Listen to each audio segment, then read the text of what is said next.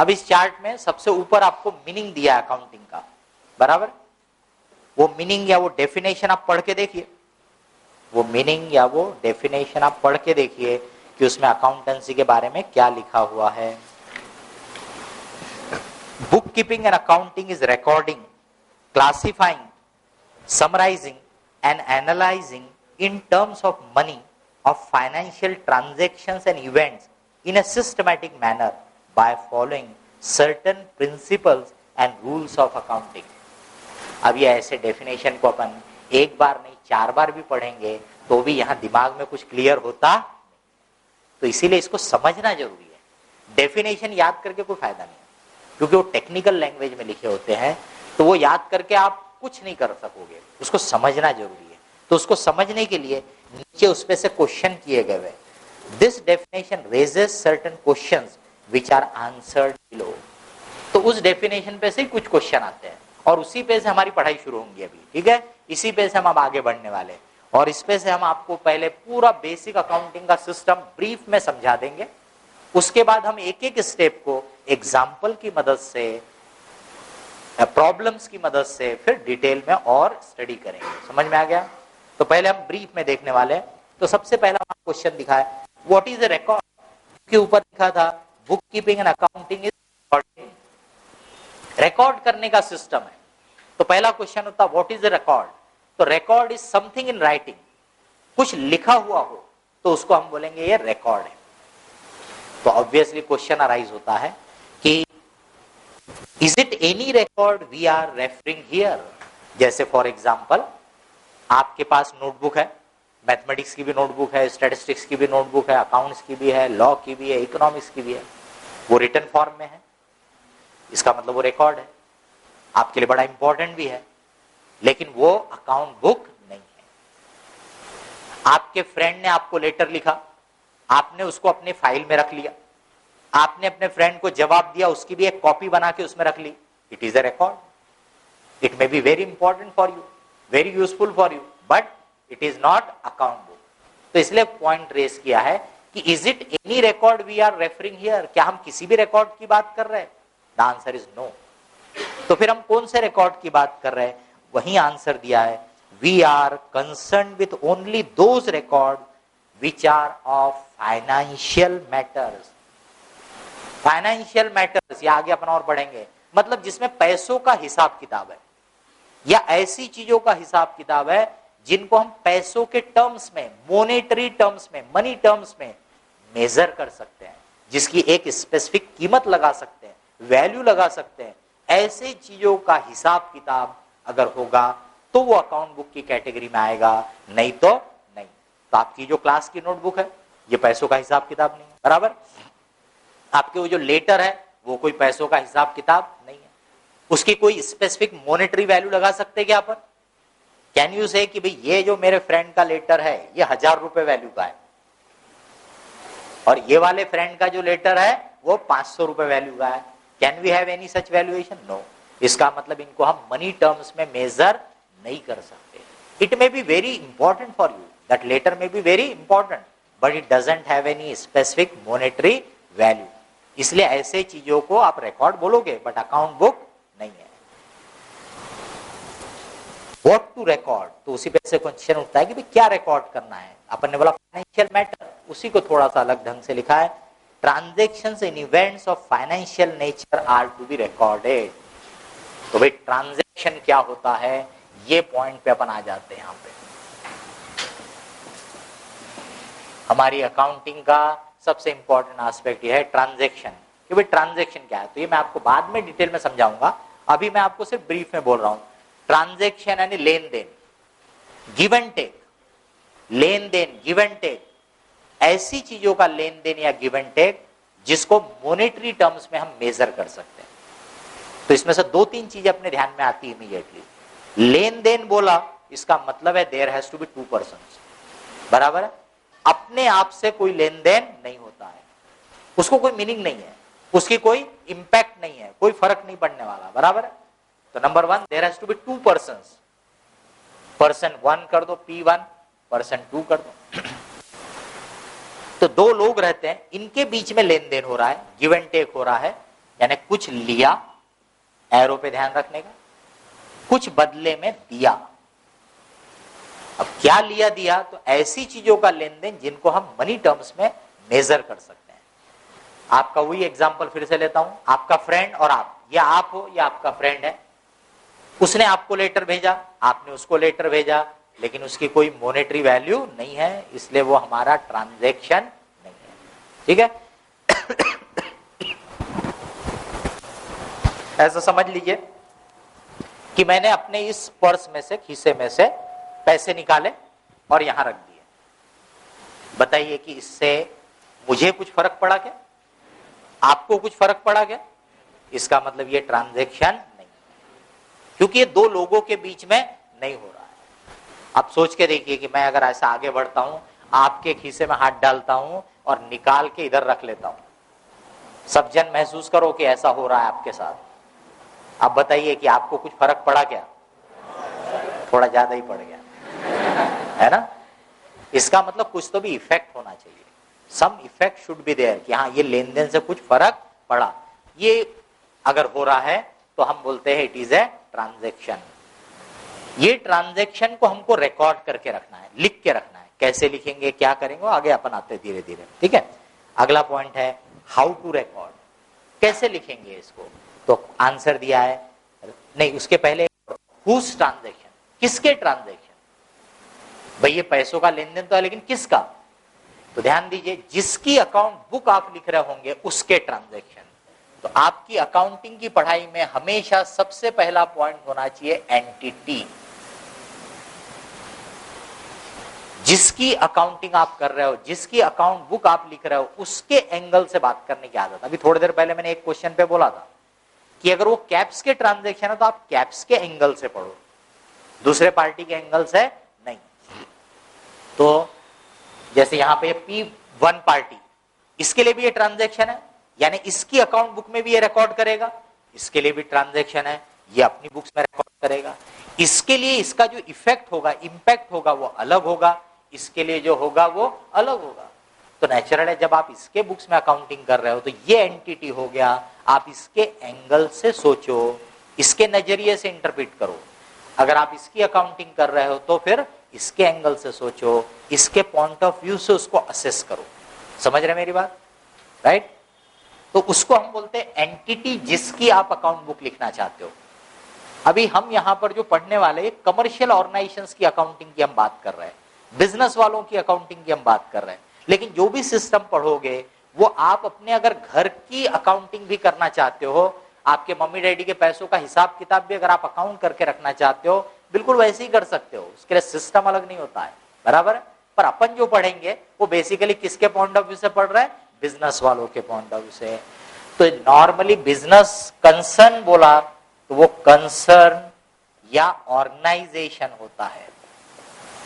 ये कंसर्न या ऑर्गेनाइजेशन का कोई ना कोई ओनर भी होगा, मालक भी होगा। तो अगर आप कंसर्न की अकाउंटिंग कर रहे हो तो एंटिटी कंसर्न है, उसके ओनर के एंगल से मत सोचो। किसके एंगल से सोचना पड़ता है? कंसर्न के एंगल से, not from the angle of owner. अगर मैं ओनर की पर्सनल बुक्स ऑफ अकाउंट लिख रहा हूंगा तो इसके एंगल से सोचो। तो सबसे पहला पॉइंट हमेशा ध्यान में रखो, किसकी अकाउंट बुक है, किसकी अकाउंटिंग आप कर रहे हो, उसको अपने ध्यान में लाओ और उसके एंगल से हर बात को मीनिंग निकालने की कोशिश करो। किसी के भी एंगल से सोचोगे तो काम बनने वाला नहीं है। अकाउंटिंग कर रहे इसकी, सोच रहे उसके एंगल से, तो गलत तो होना ही है, तो गलत तो होना ही है। आप अपने एंगल से सोचो। तो उसके लिए सिंपल सा तरीका रहता है, अपने आप को उस एंटिटी की जगह पे रखो। मतलब think as if you are that, आप वो हो ऐसा सोचो। तो आप ये मत बोलो कि उसने ऐसा किया, बल्कि आप बोलो मैंने ये दिया, मैंने ये लिया। आपकी फीलिंग बिल्कुल परफेक्ट होने लगेगी, करेक्ट थिंकिंग आपकी आने लगेगी। आगे क्वेश्चन आपको भी पूछा है, हाउ टू रिकॉर्ड, भाई कैसे लिख के रखेंगे। अभी अपन ने बोला ट्रांजैक्शन को रिकॉर्ड करना है, किसके ट्रांजैक्शन? तो भैया एंटिटी के ट्रांजैक्शन। बड़ा क्वेश्चन आ रहा है, हाउ टू रिकॉर्ड, कैसे लिखेंगे? आंसर दिया है, record in a systematic manner by following double entry principle of accounting। Systematic क्या होता है वो भी बताएंगे आपको। डबल एंट्री सिस्टम क्यों है ये भी बताएंगे आपको, लेकिन बाद में डिस्कस करेंगे। इस रजिस्टर में मैं अगर अकाउंटिंग करूंगा सिस्टमैटिक तरीके से डबल एंट्री सिस्टम को फॉलो करते हुए, तो यही रजिस्टर मेरा क्या बन जाएगा, अकाउंट बुक, जिसको अभी आप क्लास की नोट्स के लिए यूज कर रहे हैं। मैं इसी में अकाउंटिंग करूंगा तो यही मेरे लिए क्या बन जाएगा, अकाउंट बुक। अकाउंटिंग के लिए मेरे को मिनिमम 2 रजिस्टर चाहिए, मिनिमम 2 रजिस्टर चाहिए। ये एक रजिस्टर को मैं बना लूंगा बुक ऑफ एंट्री और ये दूसरा रजिस्टर मेरा बन जाएगा लेजर। क्या इनका मतलब होता है, क्या इनका यूज होता है, अपन बाद में डिस्कस करेंगे, बट मिनिमम 2 रजिस्टर।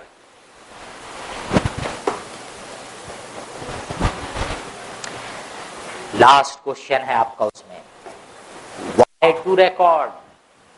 सबसे इंपॉर्टेंट क्वेश्चन, काय को लिख के रखना है भाई। एक सोच के देखिए, एक छोटा सा एग्जांपल देता हूं। I am practising as a chartered accountant under the name D G Sharma and company. ये प्रोप्राइटरी कंसर्न है, एज ए चार्टर्ड अकाउंटेंट मेरी प्रोप्राइटरी कंसर्न है, यानी मैं इसका सोल ट्रेडर ओनर हूं, सोल ओनर उसका अकेला मालक हूं। अब क्वेश्चन उठता है कि भाई इसमें सब हिसाब किताब मैं ही करता हूं, पैसे का लेन देन मैं ही करता हूं, सब कुछ मेरे पास ही है, मेरे कंट्रोल में है, तो फिर लिख के रखने की क्या जरूरत है, why to record. There are 2 answers to it. ये आपको ऑब्जेक्टिव बता रहा है, अकाउंट बुक का ऑब्जेक्टिव क्या है, पर्पस क्या है। Account book gives me information, और वो इंफॉर्मेशन किसी भी बिजनेस को, किसी भी ऑर्गेनाइजेशन को अच्छे से चलाने के लिए, सक्सेसफुली चलाने के लिए बहुत काम में आती है। आपको धीरे धीरे एग्जांपल देंगे हम, लेकिन अभी के लिए छोटा सा एग्जांपल, कैप्स को अपने ध्यान में लाओ। कैप्स में साल भर में 2000-3000 बच्चे पढ़ने के लिए आते हैं। कोई स्टूडेंट फीस पहले पूरी दे देता है, कोई स्टूडेंट को फाइनेंशियल प्रॉब्लम होते हैं तो उनके रिक्वेस्ट पे उनको 2 इंस्टॉलमेंट अलाउ कर दिया, तो इसका मतलब उसने पार्ट ऑफ द पेमेंट किया, पार्ट ऑफ द पेमेंट बाकी है।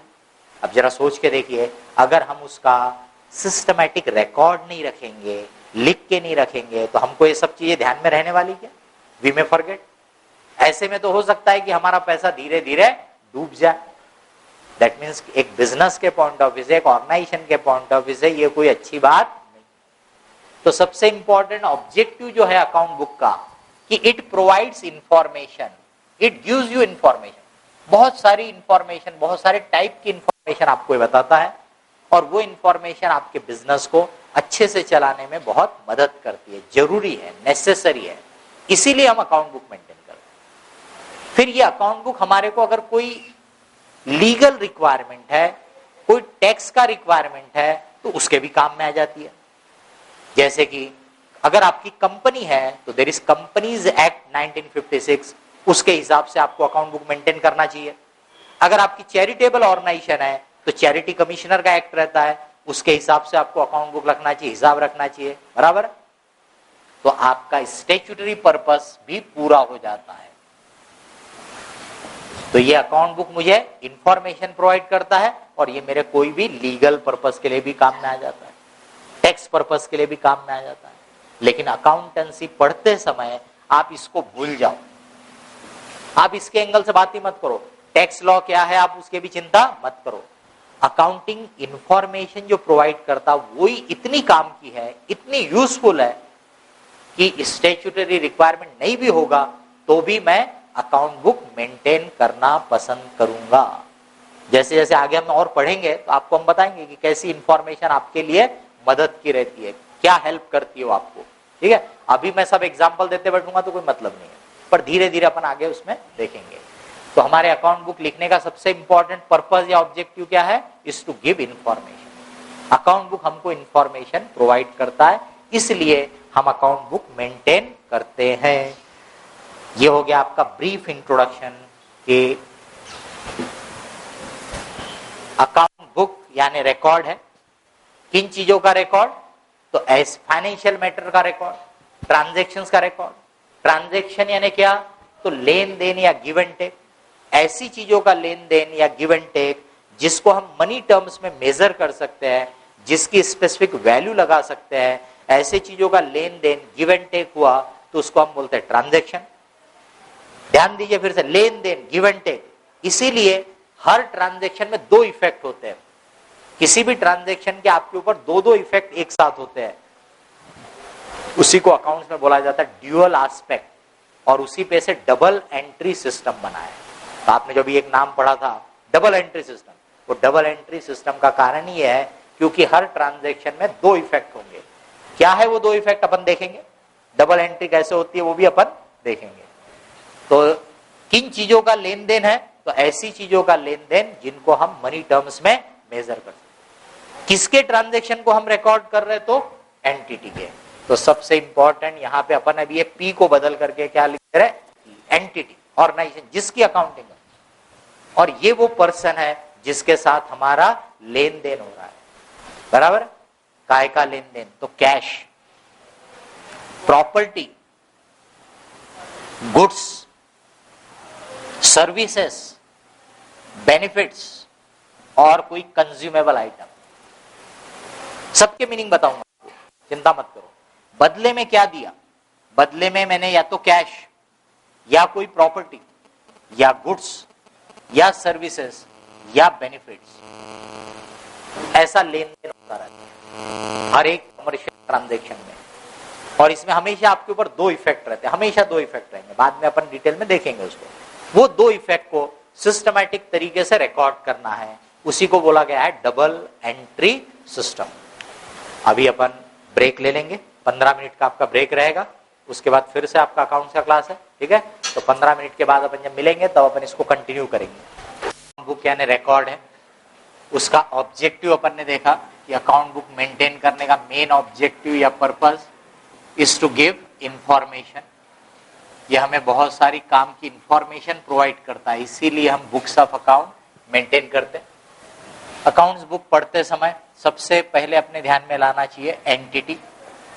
एंटिटी यानी वो ऑर्गेनाइजेशन या कंसर्न जिसकी आप अकाउंटिंग कर रहे हो, उसका कोई ना कोई ओनर भी होगा, पर आप ओनर के एंगल से मत इंटरप्रेट करो, इसके एंगल से। इसके ट्रांजैक्शन अगर है, इसके ट्रांजैक्शंस की आप अकाउंटिंग करते हो, रिकॉर्डिंग करते हो। ये ट्रांजैक्शन ने क्या अभी आपको बताया था तो ये लेन देन या गिव एंड टेक है, कुछ लिया और कुछ आपने दिया, ये आप यानी एंटिटी और ये पर्सन। अब ये किन चीजों का लेन देन हो रहा है, तो आपको शॉर्ट में बताया था कैश, पैसा किसी को समझाने की जरूरत नहीं है।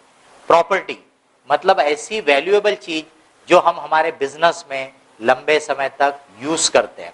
जैसे आप कैप्स के एंगल से देखिए तो ये फर्नीचर या ये जो हम इक्विपमेंट्स यूज कर रहे हैं, इक्विपमेंट, मशीनरी, अब ये क्या है, कैप्स की प्रॉपर्टी है। ये बिल्डिंग, ये कैप्स की क्या है, प्रॉपर्टी है, जिसको हम अपने बिजनेस में लंबे समय तक यूज करेंगे। गुड्स, अकाउंट्स में गुड्स का अपना एक खास मतलब होता है।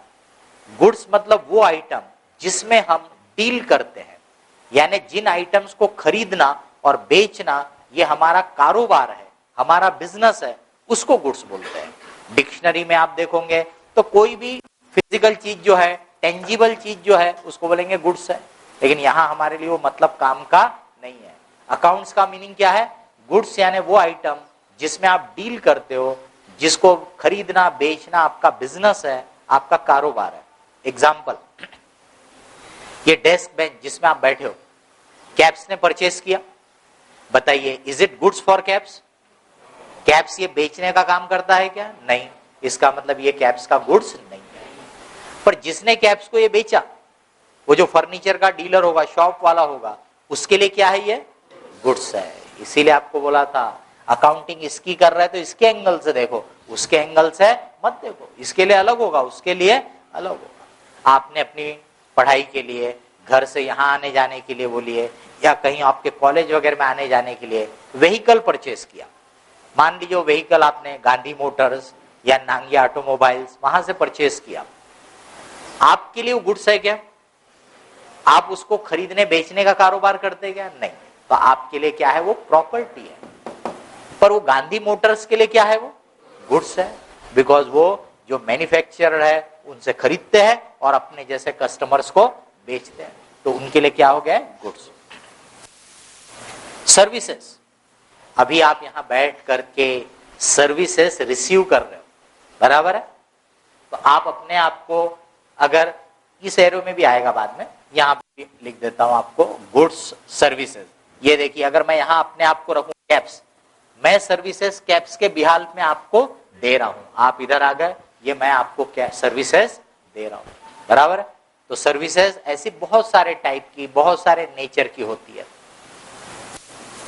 बेनिफिट्स, आप में से कई स्टूडेंट किसी दूसरे शहर से यहां पढ़ने के लिए आए होंगे, तो आप किसी फ्लैट में, किसी हॉस्टल में रह रहे होंगे। बताइए कि वो फ्लैट या हॉस्टल आपका हो गया क्या? नहीं, वो है तो किसी और का, पर रहे तो आप रहे उसमें। That means you are getting a benefit. तो आपको एक बेनिफिट मिल रहा है कि किसी और की रिसोर्स को, किसी और की चीज को आप यूज कर रहे हो। समझ में आ गया? ऐसी मेरे को बिजनेस करना है, उसके लिए मुझे पैसा चाहिए, तो मैंने बैंक से पैसा उधार लिया, तो पैसा किसका है? बैंक का। यूज कौन कर रहा? मैं। मतलब मुझे क्या मिला? एक benefit. Consumable type of things, ये आपके सामने छोटा सा एग्जांपल, पेन, कैप्स के पॉइंट ऑफ व्यू से, ये डस्टर, ये जो आइटम है, is it goods for caps? No. इसको प्रॉपर्टी बोल सकते क्या अपन? ये क्या थोड़े दिन में खराब हो जाएंगे, खत्म हो जाएंगे, यूज्ड हो जाएंगे, इसका मतलब ये लंबे समय तक चलने वाली चीज है नहीं है, इसलिए प्रॉपर्टी नहीं है। इसको हमने बेचने के लिए नहीं खरीदा, इसलिए गुड्स भी नहीं है, पर है तो कुछ तो भी फिजिकल फॉर्म में। तो ऐसे चीजों का आप बोल सकते हो कंज्यूमेबल, जिनको अपन यूज कर लेंगे, खत्म हो जाएंगे थोड़े से समय में। ये हमने लिया, अब बदले में ना कुछ देना पड़ेगा। कमर्शियल वर्ल्ड है, लेन देन होता है, बराबर। बदले में क्या देंगे? तो may be cash, may be property, may be goods, may be services, may be benefits. तो इन चीजों का लेन देन होता रहता है, इसी को हम बोलते हैं ट्रांजैक्शन। तो हमने बोला ये जो लेन देन है, ये जो लेन देन है, गिव एंड टेक है, इसमें हमेशा दो इफेक्ट आपके ऊपर होते हैं, इसी को हम बोलते हैं ड्यूअल एस्पेक्ट। और वो दो इफेक्ट को तरीके से अकाउंट बुक्स में लिख रखना, रिकॉर्ड करना, उसी को बोला जाता है डबल एंट्री सिस्टम। तो ये ट्रांजैक्शन को एक रजिस्टर में आप लिखेंगे, उसको बोलते हैं एंट्री पास करना। और ये एंट्री जो होती है वो हमेशा डबल एंट्री होती है। अब डबल एंट्री का मतलब क्या है, उसको थोड़ा एलिब्रेट करने के लिए मेरे को एक और पॉइंट का मीनिंग पहले आपको बताना पड़ेगा। वापस यहीं पे आता हूं। आप ये जिस चीज पे बैठे हो अभी फिलहाल, कहना है से कि आप मशीनरी के ऊपर बैठे हो? नो। आप घर से यहां तक आए, तो कहना है से कि आप मशीनरी में बैठ के यहां तक आए करके, तो उसमें भी आपको लगेगा क्या बात कर रहे सर, नहीं क्या? क्या बोलेंगे आप उसको? व्हीकल। इसको क्या बोलेंगे आप? फर्नीचर। ये जो मैं यूज कर रहा हूं सिस्टम वगैरह, इसको क्या बोलेंगे आप? मशीनरी। अब ध्यान दीजिए कि ये सभी तो प्रॉपर्टी है ना? सभी प्रॉपर्टी, पर अलग अलग नेचर की है।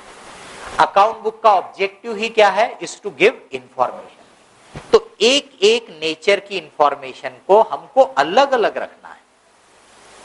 तो प्रॉपर्टी मैंने समझाने के लिए ब्रॉड टाइटल दिया, पर प्रॉपर्टी को मैं अलग अलग करूंगा कि भाई प्रॉपर्टी किस टाइप की। सिर्फ प्रॉपर्टी बोल देने से समझ में आ जाएगा कि किसी को कुछ? मशीनरी बोलेंगे तो समझ में आएगा, हाँ क्या चीज की बात कर रहे हैं। फर्नीचर बोलेंगे तो समझ में आएगा, बिल्डिंग बोलेंगे तो समझ में आएगा। इसका मतलब मेरे को इसमें भी एक एक नेचर के हिसाब से, मीनिंग के हिसाब से अलग अलग करना है। ये अभी मैंने बोला था बेनिफिट, आप किसी की जगह यूज कर रहे हो, बराबर है, तो उसकी कीमत चुकाना पड़ता है। क्या नाम से कॉल करते आप उसको?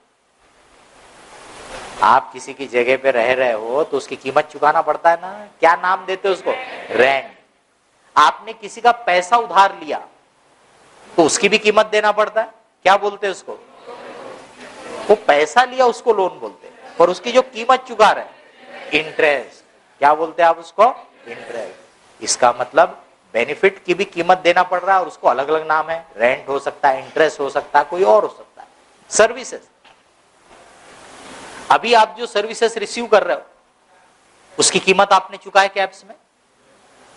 तो क्या आपने जब कैप्स के ऑफिस में आए थे इंक्वायरी करने के लिए, तो आपने ऐसा पूछा क्या कि भाई हमको आपके यहाँ पे क्लास लगाना है, उसके रिपेयर्स मेंटेनेंस चार्जेस कितने होते, पूछे थे क्या आपने? नहीं है? रिपेयर्स मेंटेनेंस तो करा रहे ना हम आपके, इसका है, आपके इसको रिपेयर एंड मेंटेन करके देंगे, ठीक है। लेकिन आपने क्या बोला उसके लिए कि भाई इसकी फीस क्या होगी, मतलब हर चीज की टर्मिनोलॉजी डेवलप हुई है। अगर एक रास्ते में जा रहे हैं, आपकी गाड़ी खराब हो गई, वो फुटपाथ पे किनारे गाड़ी वाला है, आपकी गाड़ी सुधार के देता है, तो आप कभी उससे बोलते कि भैया आपकी फीस कितनी हुई करके? आप बोलोगे रिपेयरिंग चार्जेस कितने हुए। ऑटो में आप आते हो तो आप बोलते क्या उसको फीस कितनी हुई? नहीं, आप बोलेंगे भाई ऑटो चार्जेस कितने हुए। तो ऐसे हर एक चीज के अलग अलग नाम है। अगर हम इसको अलग अलग नाम से जब तक लिख के नहीं रखेंगे तब तक हमको अलग अलग इंफॉर्मेशन नहीं मिलेगी। तो एक नेचर की इंफॉर्मेशन अगर आपने एक जगह लिख के रखा, एक नेचर की, एक मीनिंग की, एक पर्सन की, एक चीज की इंफॉर्मेशन अगर एक जगह लिख के रखा तो दैट इज कॉल्ड अकाउंट। उसको क्या बोलते हैं? अकाउंट। एक नेचर की इंफॉर्मेशन में भी दो एग्जैक्ट अपोजिट मूवमेंट पॉसिबल है, बिल्कुल अपोजिट। छोटा सा एग्जांपल लेते हैं। आपका 12th का बहुत बढ़िया रिजल्ट आ गया, अच्छे नंबरों से आप पास हो गए, तो आपकी मम्मी ने खुश होकर के आपको 500 रुपए दिए कैश, ध्यान देने का, ठीक है।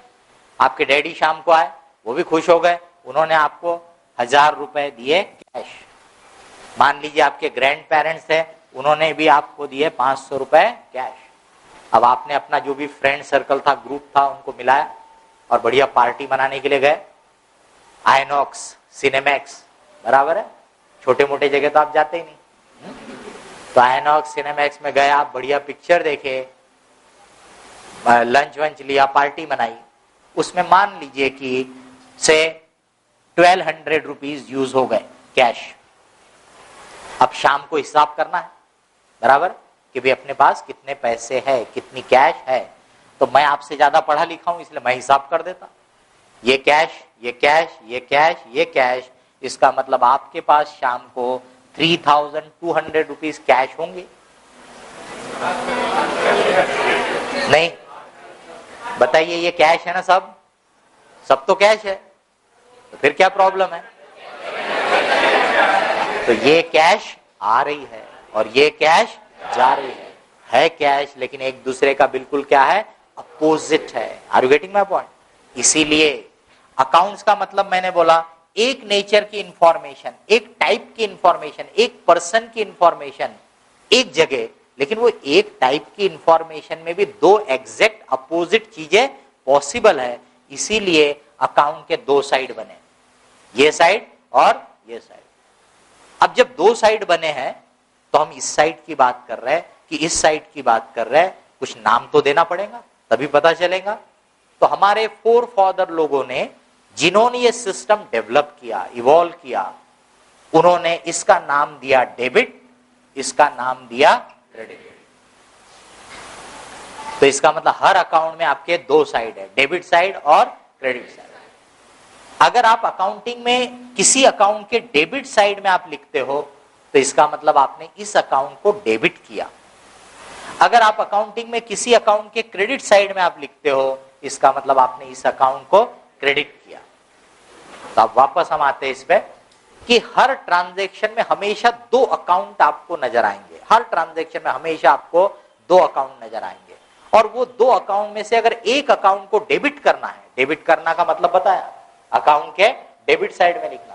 आपको पहले ही बोला पूरी अकाउंटिंग काय में होती है? मनी टर्म्स में। तो डेबिट साइड में क्या लिखना है? Amount, value. समझ रहे हो? अगर एक अकाउंट डेबिट हो रहा है तो दूसरा अकाउंट क्रेडिट हो रहा है। इसी को बोलते हैं डबल एंट्री सिस्टम। समझ में आ रहा है? तो there are always two account involve in every transaction. अपन बाद में देखते जाएंगे जब अपन शुरू करेंगे अकाउंटिंग।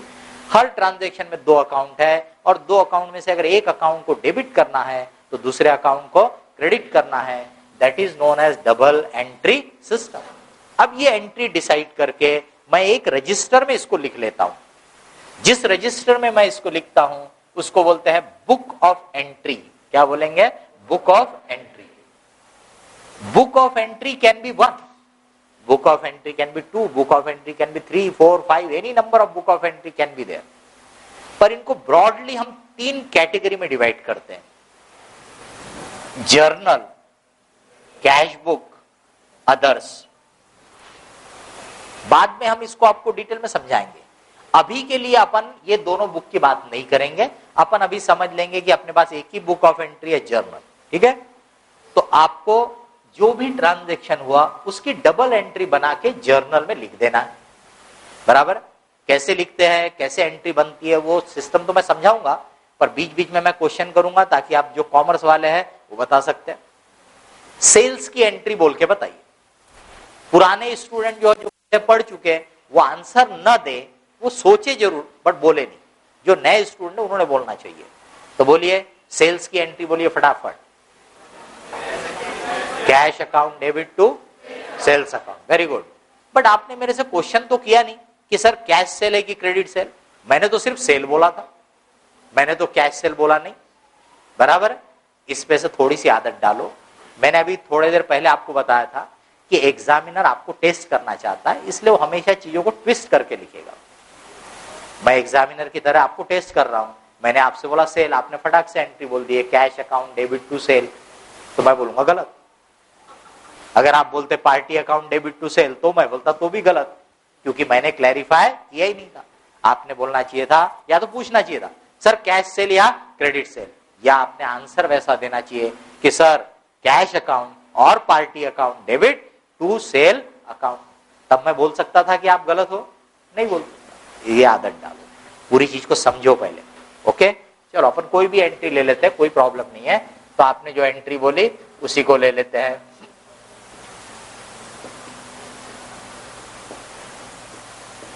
फिर से पढ़िए इसको, क्या बोलेंगे आप इसको?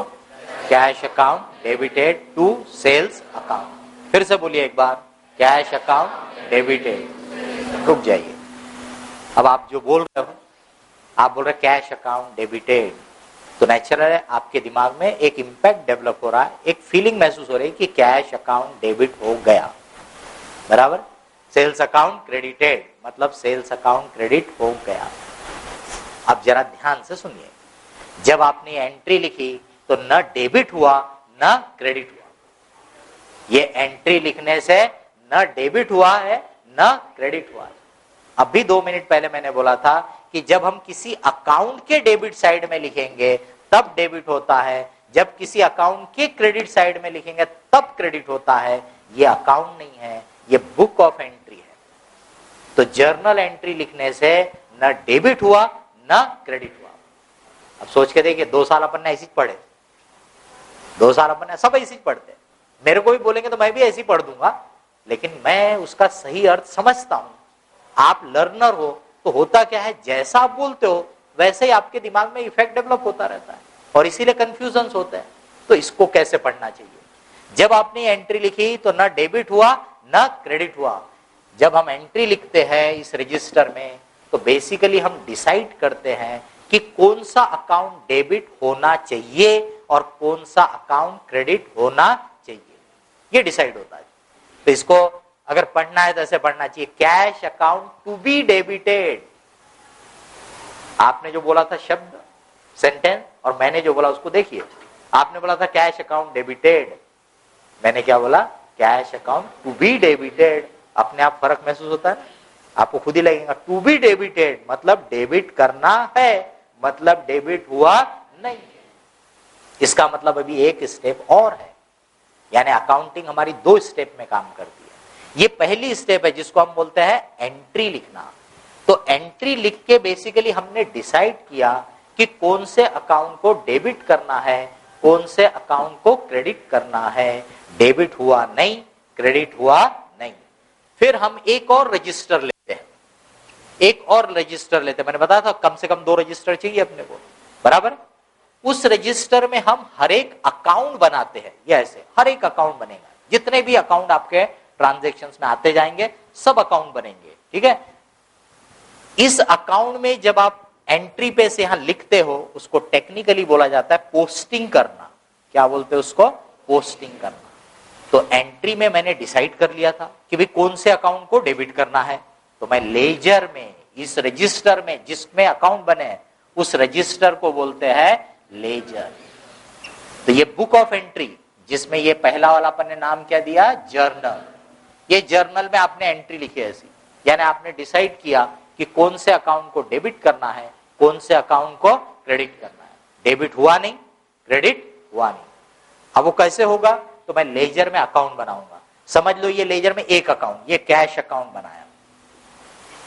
तो जैसी मैं कैश यहां पे क्या पढ़ूंगा, cash account to be debited, कोई भी फिगर ले लेते हैं से 5000। Cash account to be debited मतलब कैश अकाउंट को डेबिट करना है। जैसे मैं यहां 5000 लिखूंगा, इसका मतलब कैश अकाउंट डेबिट हो गया। Sales to be credited, sales account को क्रेडिट करना है, तो मेरे लेजर में सेल्स अकाउंट भी बनेगा। चलो यहीं बना के दिखा देता हूं, सेल्स अकाउंट। सेल्स अकाउंट के जब मैं क्रेडिट साइड में अमाउंट लिख दूंगा, इसका मतलब सेल्स अकाउंट क्रेडिट हो गया। समझ रहे हो कॉमर्स वाले? अरे ऐसा लिखते क्या सर ने, इधर तो कुछ लिखा ही नहीं, बोला है ना, सही बात है, इधर तो कुछ लिखा ही नहीं मैंने। तो हमारा सिस्टम बोलता है डेबिट में क्रेडिट वाले का नाम लिख दो, क्रेडिट में डेबिट वाले का नाम लिख दो। तो मैं कैश अकाउंट को डेबिट कर रहा हूं और सेल्स अकाउंट को क्रेडिट, तो यहां पे मैं सेल्स अकाउंट लिख दूंगा, यहां पे मैं कैश अकाउंट लिख दूंगा। सुख जय, सुन लिया अभी, सुनिए। आपको जब तक क्वेश्चन पूछने के लिए बोला नहीं तब तक बीच में मत बोलिए, आप सिर्फ सुनते जाइए। समझ गए? Don't ask anything in between. तो कॉमर्स वाले बोलेंगे हाँ थोड़ा सा सर सुधरे अभी, लेकिन पूरी तरह से सुधरे नहीं। बोलेंगे सर इधर तो बाय लिखना पड़ता है और इधर टू लिखना पड़ता है। बिल्कुल सही बोल रहे हैं, पर अब मैं जो बोल रहा हूं वो भी सुन लीजिए। ये लिखने का चलन है, ये लिखने का तरीका है। एज ए स्टूडेंट बिल्कुल लिखो, बिल्कुल फॉलो करो, बट समझ के काम करो। आपको प्रोफेशनल बनना है, चार्टर्ड अकाउंटेंट बनना है, अकाउंटेंट नहीं बनना है। तो हर चीज आपको मालूम होना चाहिए। अब मैं जो बोल रहा हूं उस पर ध्यान देना, दिस इज मस्ट, इसके बगैर अकाउंटिंग नहीं होती है। इसलिए जब मैंने ओनली 5000 लिखा था, मैंने बोला था कैश अकाउंट डेबिट हो गया। ये नहीं भी लिखा तो भी अकाउंटिंग हो गई है। रिमेंबर वेल, रिमेंबर वेल, मैंने यहां 5000 लिख दिया मतलब कैश अकाउंट डेबिट हो गया। 100% करेक्ट है वो, समझ गए? लेकिन प्रॉब्लम ये है कि डबल एंट्री का सिस्टम है। मैं देखूंगा तो कैश अकाउंट डेबिट हो गया, ये तो समझ में आ गया, ये कैश अकाउंट डेबिट हो गया, बट इसका क्रेडिट कहां गया वो तो मुझे नहीं समझेगा। और अकाउंट बुक का पर्पस या ऑब्जेक्टिव क्या बताया आपको, इज टू गिव इंफॉर्मेशन। इसीलिए हमारा सिस्टम बोलता है डेबिट में क्रेडिट वाले का नाम लिख दो, क्रेडिट में डेबिट वाले का नाम लिख दो। तो जब मैं यहां सेल्स अकाउंट लिख देता हूं तो मुझे समझ में आ जाता है कि इसकी डबल एंट्री क्या हो रही है। डेबिट इसको गया और क्रेडिट किस में जा रहा है, सेल्स अकाउंट में। मीनिंग निकालने में भी मदद कर सकता है, क्योंकि जब मैं डबल एंट्री देखूंगा तो मुझे समझेगा कि ट्रांजैक्शन क्या हुआ है। Are you getting my point? So this is must, ये मस्ट है, इसके बगैर अकाउंटिंग ही नहीं होती। दिस इज एडवाइजेबल, एडवाइजेबल यानी मीनिंग देता है इसलिए एडवाइजेबल है, लिखो। बट किसी कारण से छूट गया हो, गलत लिख गया हो तो उससे अकाउंटिंग गलत नहीं होती है। कैश अकाउंट में डेबिट करना था, मैंने डेबिट कर दिया, यहां जल्दी जल्दी में सेल लिखने के बदले मेरे हाथ से सैलरी लिखने में आ गया, उससे क्या फर्क पड़ता? कैश अकाउंट को डेबिट करना था, ये कैश अकाउंट है, मैंने डेबिट किया, करेक्ट हो गया। गलती तब होगी जब मैं यहां सेल्स अकाउंट में लिखने के बदले किसी और अकाउंट में लिखूंगा, तो मैंने तो यहां बराबर सेल्स अकाउंट में तो लिखा ही है। तो यहां मेरे से गलती से सैलरी लिखने में आ गया, उससे न तो सैलरी गलत हुआ न सेल्स अकाउंट गलत हुआ। समझ रहे हो? ये मेरे लिए सही लिखना जरूरी है या इंपॉर्टेंट है, क्योंकि मेरे को ये सही meaning they, information they. But किसी कारण से गलती हो भी गई तो ध्यान दीजिए, अकाउंटिंग में कोई गलती नहीं हुई। मैंने बराबर कैश अकाउंट को डेबिट किया, बराबर सेल्स अकाउंट को क्रेडिट किया है। गलती कहां हुई? यही तो मेरी एंट्री थी कि कैश को डेबिट करो, कर दिया, सेल्स को क्रेडिट करो, कर दिया। पर यहां सैलरी लिखने में आ गया गलती से, तो मीनिंग निकालते समय कंफ्यूजन होगा, बराबर है, गलत मीनिंग निकल जाएगा और अकाउंट बुक का पर्पज ही है इंफॉर्मेशन देना, तो इसलिए it is advisable, right it properly, correctly. This is must, इसके बगैर अकाउंटिंग नहीं होती है। This is advisable, this is, ये जो दिख रहा है यूजलेस, क्या बोला, यूजलेस है ये। कॉमर्स वाले आपकी तो जान इसमें अटकी रहती है। आप देखो, आप अकाउंटिंग करते समय टू से शुरुआत करते इधर, ये सब तो आपके लिए चिल्लर, पहले क्या टू, इधर टू लिखना है, इधर बाय लिखना है। यानी जो चीज यूजलेस है, जिसका कोई यूज नहीं है, यूजलेस मतलब इट हैज नो यूज, ये ना मीनिंग देता है, ना अकाउंटिंग के करेक्टनेस के लिए जरूरी है। ये करेक्टनेस के लिए जरूरी है, इसके बगैर तो अकाउंटिंग ही नहीं होगी। गलत फिगर लिख दिया, गलत, बराबर, ये मीनिंग निकालने के लिए जरूरी है। तो ये करेक्टनेस के लिए जरूरी है, मीनिंग देने के लिए जरूरी है, इसका कोई यूज नहीं है, कोई यूटिलिटी नहीं है। समझ गए? आज के बाद ध्यान रखना। But because it is a practice, ये एक चलन है, ये एक तरीका है लिखने का, तो एज ए स्टूडेंट आप लिखो अकाउंट के डेबिट साइड में टू, क्रेडिट साइड में बाय। लेकिन आज के बाद से ध्यान रखना कि अकाउंटिंग को पढ़ते समय इसीलिए बोलते हैं करेक्ट चीज को पढ़ो। थोड़ी देर पहले मैंने बताया था आपको, ट्रेडिंग अकाउंट में आप by closing stock credit, by closing stock credit पढ़ते हो। जब आप यहां पोस्टिंग कर रहे हो, ये पोस्टिंग कर रहे हैं, ये कैश अकाउंट को डेबिट किया, इतना पढ़ना चाहिए, ये चुपचाप लिख देना चाहिए। आप क्या करते थे वो देखो, आप अगर ये लिखते तो आप लिखते लिखते, क्योंकि लिखने की स्पीड कम रहती है, तो लिखते लिखते to sales account 5000, to sales account 5000, कोई पढ़ देगा टू सेल्स अकाउंट डेबिट 5000। सोच के देखिए, जो हो रहा है वो आप बोल नहीं रहे, जो आप बोल रहे वो हो नहीं रहा। समझ रहे मेरी बात? आप यहां सेल्स अकाउंट का राग अलाप रहे हो, जबकि यहां लिखने से सेल्स अकाउंट को कुछ नहीं हुआ। समझ रहे हो? ये सेल्स अकाउंट है ही नहीं। ये कौन सा अकाउंट है? तो यहां लिखने से कैश अकाउंट डेबिट हुआ, वो तो आप पढ़ ही नहीं रहे, वो तो आप बोल ही नहीं रहे। आप क्या बोल रहे हो? To sales account 5000, to sales account 5000। कोई बोल देगा टू सेल्स अकाउंट डेबिट, क्योंकि डेबिट साइड 5000। सब बेकार की चीज बोल रहे हैं, जो हो रहा वो बोल नहीं रहे। क्या हो रहा है ये लिखने से? Cash account debited.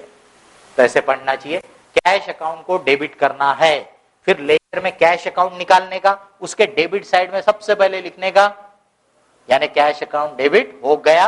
ये अपने को मालूम है कि डेबिट में क्रेडिट वाले का नाम लिख दो चुपचाप से, टू लिखते हैं, लिख डालो।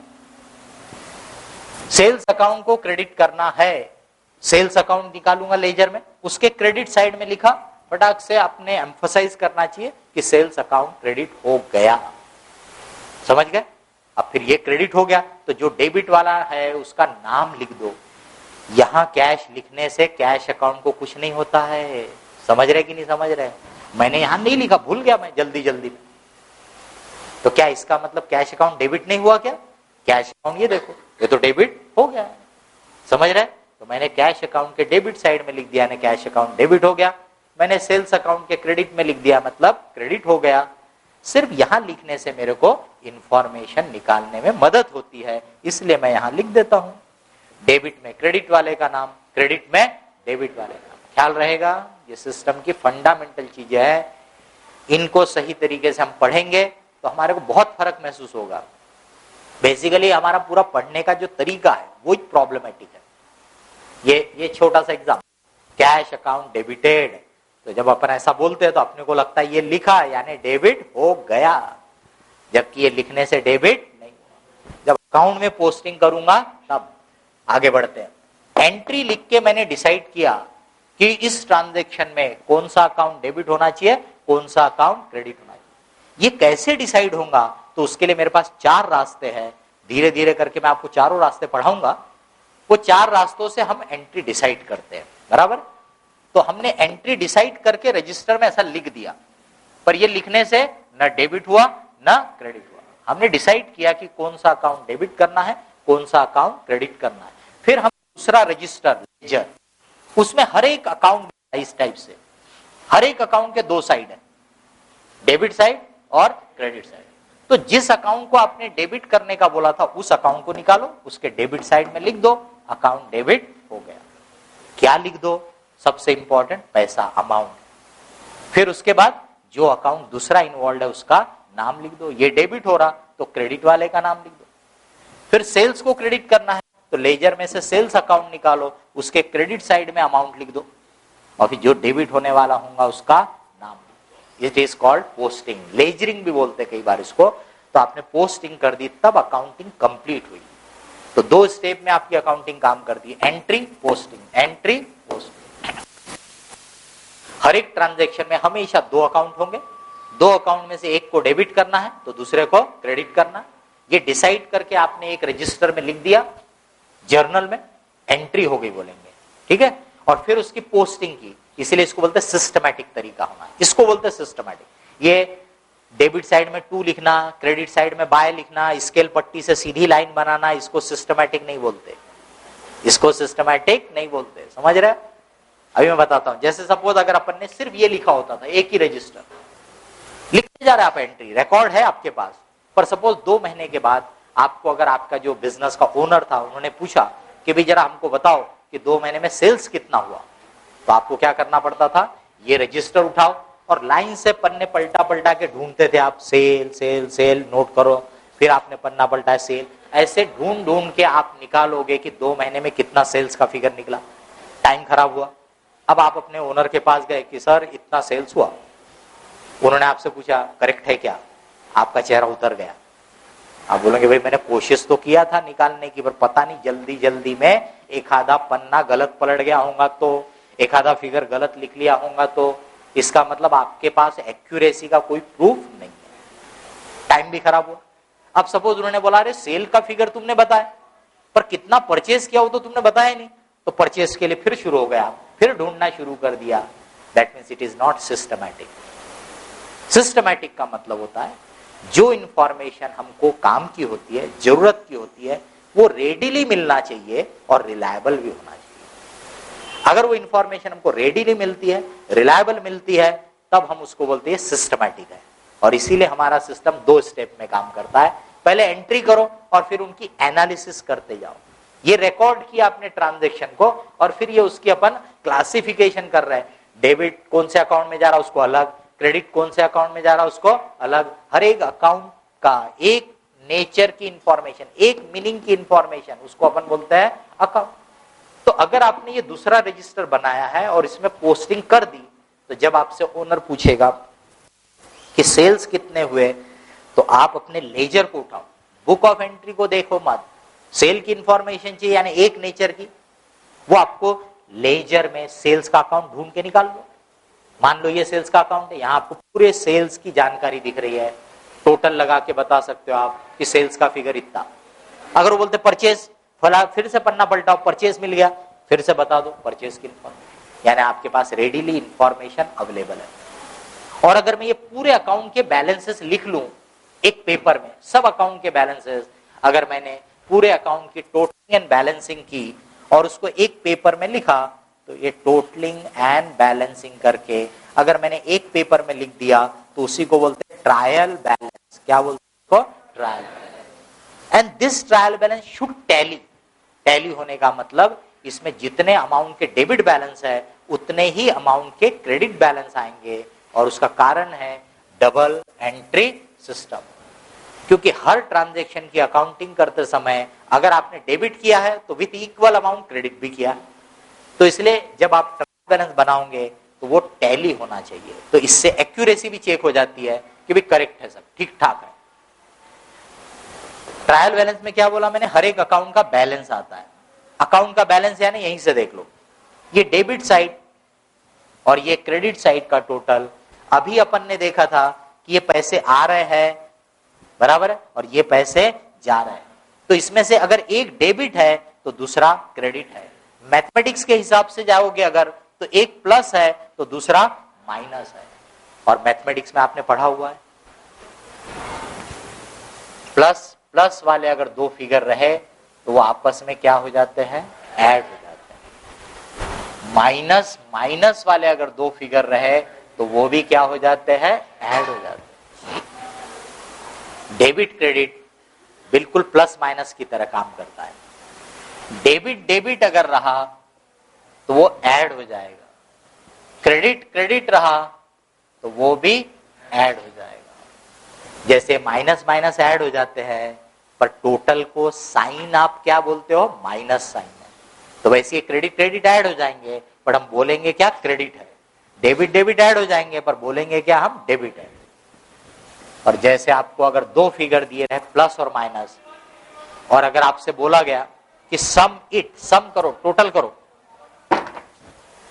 जैसे कि अभी थोड़ी देर पहले मैंने बोला था कि भी टोटल आपके पास कितना निकालो, तो भी आपने ये टोटल नहीं लगाना चाहिए, बराबर है, क्योंकि इसमें ये दोनों एक दूसरे के क्या है, बिल्कुल अपोजिट है।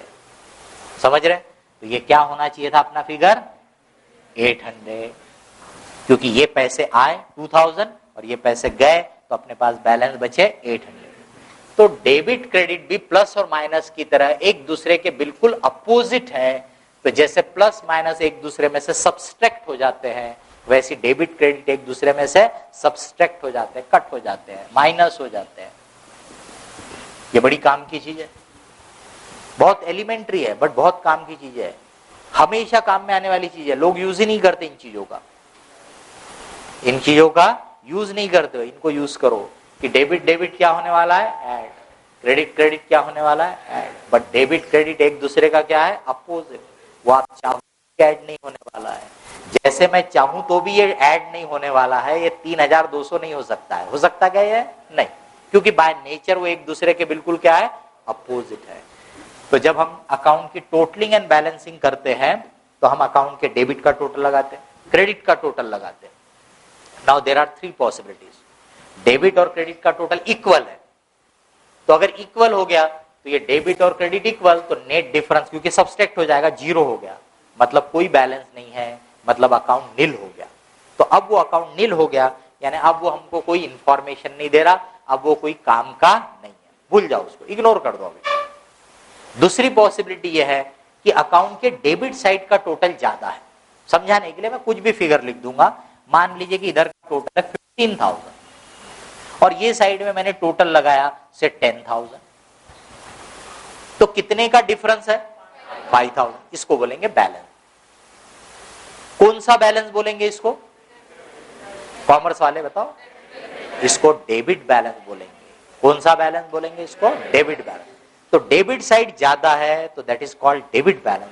लेकिन जब मैं लिखूंगा तो मैं उसको इधर लिख के थोड़ा सा और इधर ऊपर कर देता हूं, मैं इधर लिख के इन दोनों साइड को ऐसा टैली करके दिखाता हूं। तो अकाउंट को बैलेंस करना बोलते हैं, क्लोज करना बोलते हैं। तो ध्यान से देख लीजिए, ये लिखा क्रेडिट साइड में है मैंने बैलेंस, लेकिन इसको क्रेडिट बैलेंस नहीं बोलेंगे, डेबिट साइड ज्यादा था, इसलिए मैंने क्रेडिट में लिख के दोनों साइड को क्या किया, टैली कर दिया। ये लिखने का तरीका हो गया। पढ़ते समय इसको कौन सा बैलेंस बोलेंगे, डेबिट बैलेंस। उल्टा होता, अगर क्रेडिट साइड ज्यादा होता तो उसको बोलते थे क्रेडिट बैलेंस। तो आप जब अकाउंट को बैलेंस करेंगे तो 3 पॉसिबिलिटी, इधर ध्यान दीजिए, 3 पॉसिबिलिटी, डेबिट क्रेडिट इक्वल यानी नील, डेबिट ज्यादा तो डेबिट बैलेंस, क्रेडिट ज्यादा तो क्रेडिट बैलेंस। तो जितने अकाउंट में बैलेंस बचा है उसको अपन एक पेपर पे एक स्टेटमेंट के फॉर्म में उतार लेते हैं, डेबिट और क्रेडिट। अकाउंट का नाम बैलेंस, डेबिट है तो इधर लिखो, क्रेडिट है तो इधर लिखो। This is called trial balance. और ये ट्रायल बैलेंस टैली हो जाएगा, होना चाहिए, क्योंकि पूरी अकाउंटिंग कैसे हुई है, डबल एंट्री सिस्टम से। हर ट्रांजैक्शन में अगर मैंने एक जगह डेबिट किया तो इक्वल अमाउंट से दूसरी जगह क्रेडिट भी किया है, ये एंट्री आपको दिख रही है, ये डेबिट दिख रहा है, ये क्रेडिट दिख रहा है, ऐसे हर एक जगह हुआ। तो इसलिए किसी भी समय जब मैं ट्रायल बैलेंस बनाऊं तो वो टैली होना चाहिए। उसी को बोलते हैं एग्रीमेंट है, मैं है trial balance is in agreement, tally हो गया। ठीक है, अब इस ट्रायल बैलेंस में क्या है, तो इस ट्रायल बैलेंस में है अकाउंट्स। ट्रायल बैलेंस में क्या है, अकाउंट। और अकाउंट का मतलब अभी बताया था, अकाउंट मतलब एक नेचर की, एक मीनिंग की, एक टाइप की, एक पर्सन की, एक चीज की इंफॉर्मेशन एक जगह, right, that is called an account. तो अगर इसको मीनिंग के हिसाब से देखा जाए तो हम इन अकाउंट्स को 4 ब्रॉड मीनिंग के हिसाब से डिवाइड कर सकते हैं। ये अकाउंट या तो एसेट है या एक्सपेंस है, या तो लायबिलिटी है या इनकम। ये चारों टर्म का मीनिंग भी अभी मैं आपको बता दे रहा हूं, इनका मीनिंग भी मैं आपको बता दूंगा अभी। तो ये आपके इन अकाउंट के बैलेंस है, या तो एसेट डेबिट बैलेंस है तो या तो एसेट होगा या एक्सपेंस, जब आप अकाउंटिंग करोगे तो आपको बराबर समझ में आएगा। क्रेडिट बैलेंस है तो या तो वो लायबिलिटी या इनकम, बराबर। अब इस मीनिंगफुल इंफॉर्मेशन को ही अपन फिर इस पे से फाइनल अकाउंट बनाते हैं। फाइनल अकाउंट बोलते हैं, एनुअल अकाउंट बोलते हैं, फाइनेंशियल स्टेटमेंट बोलते हैं, ऐसे अलग अलग नाम से अपन इनको कॉल करते हैं। ईयर एंड में मतलब हर साल के एंड में, क्योंकि हमारा जो बिजनेस है वो चलता रहेगा, ये हमारा बिजनेस शुरू हुआ है, चलता रहेगा हमारा बिजनेस, इसको बोलते गोइंग कंसर्न है, मतलब हमारा बिजनेस चलता रहेगा, फोर्सिएबल फ्यूचर पीरियड में चलता रहेगा। तो हम क्या करते हैं, इसको 12 मंथ के पीरियड में ब्रेक कर देते हैं, 12 महीने के पीरियड में इसको ब्रेक कर देते हैं। That is called accounting year. क्या बोलते हैं उसको, अकाउंटिंग ईयर। तो हमारी जो एक बुक्स ऑफ अकाउंट का सेट रहेगा वो एक अकाउंटिंग ईयर का रहता है। साल भर के ट्रांजैक्शंस की एंट्री करते जाओ, पोस्टिंग करते जाओ, एंड ऑफ द ईयर में ट्रायल बैलेंस बनाओ, इसकी मदद से फिर फाइनल अकाउंट बनाओ। तो ये ईयर एंड हुआ तो मेरे यहाँ पे फाइनल अकाउंट बनेंगे। फिर नेक्स्ट ईयर में नेक्स्ट ईयर की अकाउंट बुक शुरू हो जाएगी, नेक्स्ट ईयर में फिर मैं ऐसे ही अकाउंटिंग करूंगा, फिर एंड ऑफ द ईयर में ट्रायल बैलेंस बनाऊंगा, फिर फाइनल अकाउंट बनाऊंगा। तो एंड ऑफ द ईयर में इट इज मस्ट, इसका बहुत सारा यूज होता है। अगर आप कंपनी होगे तो कंपनी रजिस्ट्रार को फाइल करना है, आपने किसी बैंक से लोन लिया होगा तो उसको देना है, बराबर। ऐसे बहुत सारे कामों के लिए फाइनल अकाउंट की जरूरत पड़ती है। तो एंड ऑफ द ईयर में it is must, but in between 6 महीने हो गए, अब मैं देखना चाहता हूं कि भाई 6 महीने में मेरे बिजनेस का क्या परफॉर्मेंस था, मैंने प्रॉफिट कमाया कि नुकसान हुआ, तो इसके लिए कोई मनाही नहीं है, बना सकते हो बिल्कुल। तो ये फाइनेंशियल स्टेटमेंट आपको हर महीने में बनाना है, हर महीने में बना लो, कोई मनाही नहीं, तरीका वही है, सिर्फ ईयर एंड में इट इज मस्ट, बीच बीच में आपकी जरूरत के हिसाब से। तो अपन जब भी बात करते हैं नॉर्मली अपन एनुअल यानी ईयर एंड वाली बात करते हैं, बट सेम चीज you can repeat any time, कभी भी बना सकते हैं, ठीक है। तो ईयर एंड में मैं इस पे से क्या कर रहा हूं, फाइनल अकाउंट बना रहा हूं। फाइनल अकाउंट में बेसिकली 2 स्टेटमेंट, एक लॉस अकाउंट और दूसरा balance sheet. Profit and loss account, अभी थोड़ी देर पहले अपन बोल रहे थे कि छोटा सा बच्चा भी फायदा नुकसान समझता है, अपन तो बहुत बड़े हैं, तो अपने को तो बहुत अच्छे से समझ में आना चाहिए फायदा किसको बोलते हैं, नुकसान किसको बोलते हैं, बराबर है। तो मैंने इस बिजनेस में कितना कमाया यानी इनकम, और मैंने इसके लिए कितना खर्चा किया यानी एक्सपेंस।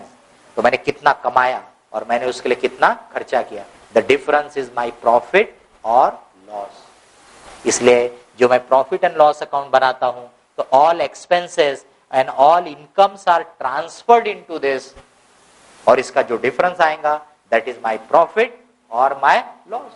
मान लीजिए कि मैंने 50 लाख रुपए की इनकम कमाई और उसके लिए मैंने 45 लाख के खर्चे किए, तो 50 लाख कमाया, 45 लाख खर्च हो गया, तो मेरा फायदा कितना हो गया, 5 लाख, बराबर है। तो ये आपको इस अकाउंट से पता चल जाएगा। अब ये जो भी प्रॉफिट लॉस है ये किसको बिलोंग करता है, तो इसके ओनर को। तो आप ओनर के अकाउंट में उसको ट्रांसफर कर देते हो। ओनर के अकाउंट को आप आगे पढ़ोगे बोलते हैं कैपिटल अकाउंट, बराबर है। और वो कैपिटल अकाउंट भी यहाँ लायबिलिटी की कैटेगरी में दिखता है आपको। तो आपने पूरे एक्सपेंस पूरे इनकम को इसमें ट्रांसफर कर दिया, इससे आपको पता चला फायदा या नुकसान, वो फायदा या नुकसान यानी आपने ओनर के अकाउंट में ट्रांसफर कर दिया। तो अब बेसिकली आपके पास बचे हैं एसेट्स एंड लायबिलिटी के बैलेंस, उनको आपने एक स्टेटमेंट के फॉर्म में उतार दिया, एक तरफ पूरे एसेट एक तरफ पूरी लायबिलिटी। तो that statement is known as balance sheet. क्या बोलते हैं उसको, बैलेंस शीट। अगर आपसे पूछा जाए कि बैलेंस शीट मैंने क्या, तो ज्यादातर बोलेंगे statement of assets and liability. पर मेरे से कोई पूछेगा तो मैं बोलूंगा बैलेंसेस की शीट है। क्या बोला मैंने, बैलेंसेस की शीट है, मतलब प्रॉफिट एंड लॉस अकाउंट बनने के बाद जो भी बैलेंस बचा वो बैलेंस शीट में दिखेगा। नॉर्मली एसेट्स और लायबिलिटी बचते हैं, इसलिए नॉर्मली भी आपको इसमें एसेट्स और लायबिलिटी दिखते हैं, बट अगर कोई और बैलेंस बचा होगा तो वो भी इसमें दिखेगा, अदरवाइज बैलेंस शीट टैली नहीं होगी। तो सिंपल मीनिंग है उसका बैलेंसेस की शीट। जितने बैलेंस बचे वो आपने यहां उतार लिए, तो ये एसेट्स ये लायबिलिटी आपने आगे की। अब ये देखिए अकाउंटिंग ईयर एंड हुआ है, मेरा बिजनेस खत्म नहीं हुआ है, तो जो भी बैलेंस बचे हैं उनको मैं नेक्स्ट ईयर में लेके जाऊंगा। सोच के देखिए, आपका अकाउंटिंग ईयर एंड हो गया, आपके कैश बॉक्स में 50,000 रुपए कैश है, तो क्या आप ऐसा बोलेंगे कि सर अकाउंटिंग ईयर खत्म हो गया, अब ये 50,000 रुपए बचे आप ले जाओ, बोलेंगे क्या आप? नहीं।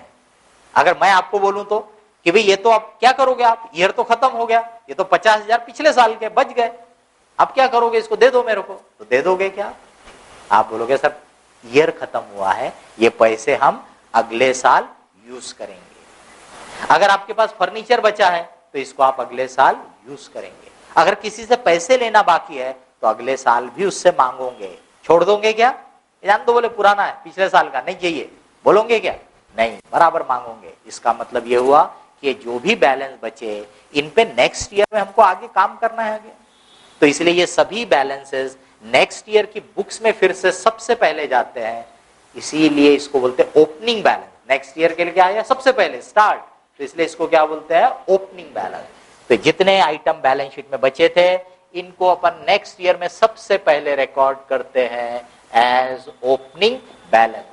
फिर से ट्रांजैक्शन होंगे, फिर से एंट्री पास की जाएंगी, फिर पोस्टिंग होंगी, फिर ट्रायल बैलेंस बनेगा, फिर फाइनल अकाउंट बनेंगे, फिर बैलेंस बचेंगे, फिर नेक्स्ट ईयर में जाएंगे। ऐसा सिलसिला चलता रहेगा। कब तक चलता रहेगा? जब तक हमारा ये कारोबार चलता रहेगा। इसी को बोलते हैं अकाउंटिंग साइकिल। ये एक अकाउंटिंग साइकिल, एक साल का ईयर खत्म हुआ, अगले साल फिर वही काम करना है, बराबर। ये आपकी अकाउंटिंग की पूरी प्रोसेस हो गई, स्टार्ट से लेके एंड तक, स्टार्ट टू एंड। डिटेल अपन उसके और सब फिर से पढ़ेंगे एक एक करके, लेकिन अपने दिमाग में एक ओवरव्यू होना चाहिए। कोई भी जो चीज पढ़ो उसका नॉर्मल तरीका ये होता है, पहले एक छोटा सा ओवरव्यू ले लो कि पूरा उसमें क्या पढ़ना है, और फिर उसकी एक एक स्टेप को डिटेल में पढ़ो। अगर मैं आपको सिर्फ ये एक एक स्टेप से पढ़ाना शुरू कर देता तो आपको यही नहीं मालूम है कि इसका आगे क्या होने वाला है, बराबर। तो इसलिए एक ओवरव्यू पहले ले लो, फिर डिटेल में पढ़ो, तो आपके दिमाग में रहता अच्छा इसका ये मतलब निकल रहा है क्या, इसका आगे क्या होने वाला है, आपके दिमाग में एक थोड़ी सी आइडिया डेवलप होती है। तो पहले एक ओवरव्यू अपन ने लिया है, अभी अपन डिटेल में हर चीज को पढ़ेंगे। ये एंटिटी से लेके शुरुआत करेंगे यहां तक, पर इस चैप्टर में यानी बेसिक्स चैप्टर में मैं आपको ट्रायल बैलेंस तक पढ़ा के दूंगा। फाइनल अकाउंट बनाने के बारे में अपन बाद में पढ़ेंगे, यानी कुछ चैप्टर्स के बाद।